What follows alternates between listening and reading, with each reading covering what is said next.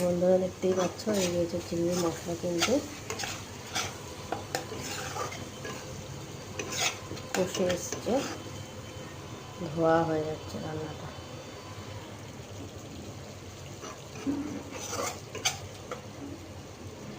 দেখছো এই বাবলা মাছের ঝালের রেডি হয়ে গেছে।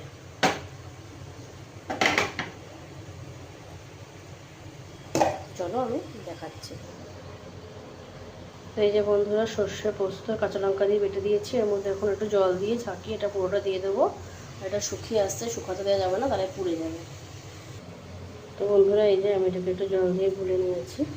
এবার একটু এর মধ্যে আস্তে করে দিয়ে দিলাম সর্ষের পোস্ত। নিয়েছি দুটো মাছ, এই যে মামের আর আমার।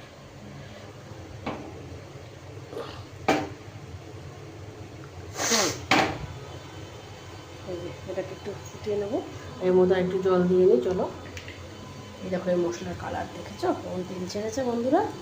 এক্ষুনি কিন্তু আমি চিনি কটা দেবো।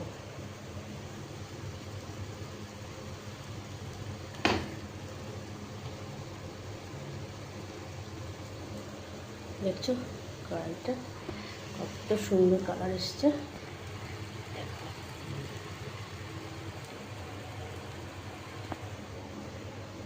তো চলো আমি একটু জল নিয়ে নিই।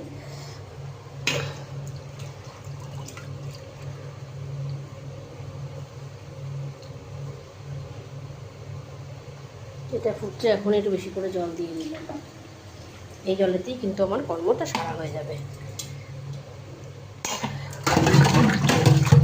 আমি যে কোনো কিছু মিক্সি করে সঙ্গে সঙ্গে বাটিটা এরকম ধুয়ে নিই, তারপরে মেজে নিই। তাহলে না সবই ভিতরে একটু জমে যায়, কখনো সেটা থেকে যায়। চলো দেখতে থাকো তোমরা।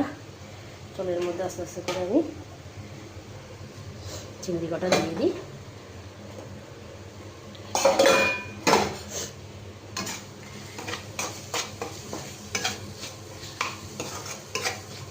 দেখুন বাবা কি গন্ধ যে বেরোচ্ছে। নতুন কড়াইগুলো আমি আগামীকাল হচ্ছে সোমবার, আগামীকাল থেকে আমি ইউজ করব। তো তোমাদের সাথে সেই ভিডিওটা আবার একটা নিয়ে আসবো। সেই ভিডিও অনেক লোকে দেখোনি। জলের মধ্যে একটু হলুদ দিয়ে দিই, অল্প একটু হলুদ গুঁড়ো।